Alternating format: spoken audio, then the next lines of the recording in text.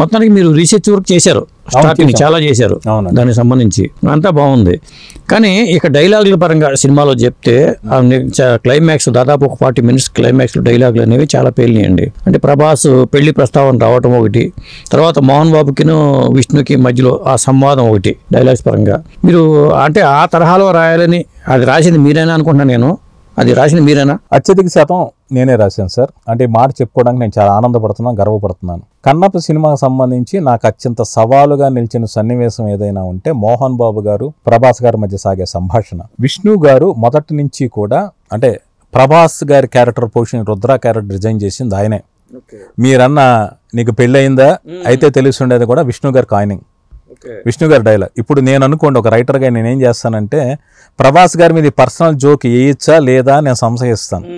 But Vishnu గారికి ప్రభాస్ గారితో ఉన్న సాన్నిహిత్యం కొద్దీ ఆయన అర్థం చేసుకుంది కాబట్టి ఆ డైలాగ్ సైజ్ చేసింది, రాసింది, కాయినింగ్ చేసింది విష్ణు గారు. అందుకే థియేటర్లో అంత బాగా పేలింది. తర్వాత మిగిలిన కాన్వర్సేషన్ విషయం వస్తే ఇప్పుడు ఇందాక చెప్పినట్టు మోహన్ బాబు గారు ప్రభాస్ గారికి బయట ఒక పర్సనల్ బాండింగ్ ఏర్పడింది. ఇద్దరు బాబా బాబా అని పిలుచుకుంటారు. బుజ్జిగాళ్ళు వాళ్ళిద్దరి మధ్య కాంబినేషన్ విపరీతంగా వర్కౌట్ అయింది. సో ఆడియన్స్ కానీ ఫ్యాన్స్ కానీ ఆ మ్యాజిక్ మూమెంట్ ఎక్స్పెక్ట్ చేస్తుంటారు. చిన్న ఫన్ ఉండాలి, ఈయన ఆయన టీచ్ చేసినట్టు ఉండాలి, ఎట్ ది సేమ్ టైం చాలా డెప్త్ ఉండాలి. అంటే విష్ణు గారు చాలా మొదటి నుంచి సన్నివేశం గురించి నాకు పర్టికులర్గా చెప్తుండేవాళ్ళు. మోహన్ బాబు గారు యాక్ట్ చేసిన నల్లరి మొగుడు సినిమా మీకు గుర్తుండే ఉంటుంది.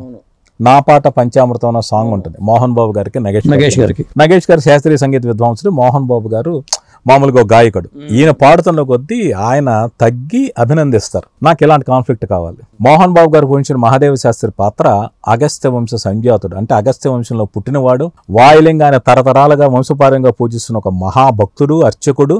ఆయన్ని ఒక రుద్రా పాత్ర వచ్చి ప్రశ్నిస్తూ ఉంటే ఈయన దాన్ని తగ్గ ధీటైన సమాధానాలు చెప్పాలి, ఆడియన్స్కి అర్థం కావాలి. ఇది నాకు చాలా టఫ్ జాబ్. దీని గురించి నేను చాలా వెర్షన్లు రాశా, చాలా పుస్తకాలు చదివా. అంటే సినిమా రిలీజ్ ఇంకా థియేటర్లో ఉంది. ఇక్కడ మళ్ళీ నేనేంటంటే మా నాన్నగారికి నేను చెప్పాల్సింది పాణిని వ్యాకరణం అని ఒకటి ఉంటుంది. అంటే భాష ఎలా పుట్టింది, ఒక్కో పదం ఎలా పుట్టింది, ఒక్కో అక్షరం ఎలా పుట్టింది అని అందులో ఉంటుంది. దాని గురించి కూడా చిన్నప్పుడు మా నాన్నగారు చెప్పారు. నేను పండిత పుత్ర పరమసొంఠ టైప్. నేను నేర్చుకున్నది కొంత, మా నాన్నగారి దగ్గర తెలుసుకున్నది చాలా ఎక్కువ. సో అందులో పాణిని వ్యాకరణంలోది ఆ సీన్లో పెట్టాను నేను. మీరు ఆ సినిమా కాన్వర్సేషన్ చూస్తే భాష ఎలా పుట్టింది, ఎవరు పుట్టించాడు, మీ తాత ముత్తాత అని ప్రభాస్ అడుగుతారు. దానికి మోహన్ బాబు గారు సమాధానం చెప్తారు. ఇది చాలా అంటే ఇంకా షూటింగ్ ప్రారంభంగా ఉంది. నేను ఆ పుస్తకాలన్నీ చదువుతూ గుర్తు చేసుకుని మోహన్ బాబు గారికి ఫస్ట్ ఈ డైలాగ్ పంపించా. అంటే ఈ టాపిక్ పంపించా, సార్ ఇది ఈ టాపిక్, దీని మీద ఇలా మాట్లాడతా అంటే చాలా అద్భుతం ప్రసాద్ అని ఆయన అప్రిషియేట్ చేశారు. ఆ తర్వాత చాలా శివతత్వాలు విన్నా. ఇప్పుడు ప్రభాస్ అడిగేది ఒకటి ఉంటుంది, నువ్వు ఇలా అభిషేక జలం ఇలా ఉంది, లైక్ ఇలా ఉంది అని మాట్లాడే టాపిక్. నేను సినిమా డైలాగ్ పూర్తిగా రివీల్ చేయట్లేదు, సినిమా చూస్తే పూర్తిగా అర్థం. దానికి కారణం, దానికి మూలం ఏంటంటే బాలమురళీకృష్ణ గారు ఆలపించిన ఒక శివతత్వం. ఆ శివతత్వం పాటను నేను చాలాసార్లు విని దాని హీరో విష్ణు గారు పంపిస్తే ఈ కాన్సెప్ట్ చాలా బాగుంది, ఈ కంటెంట్ మనం వాడదాం అంటే ఆ కంటెంట్ని నేను ప్రభాస్ గారు డైలాగ్గా మార్చాను. అలాగే ఒక పట్టు వస్త్రాల గురించి ఒకటి ఉంటుంది.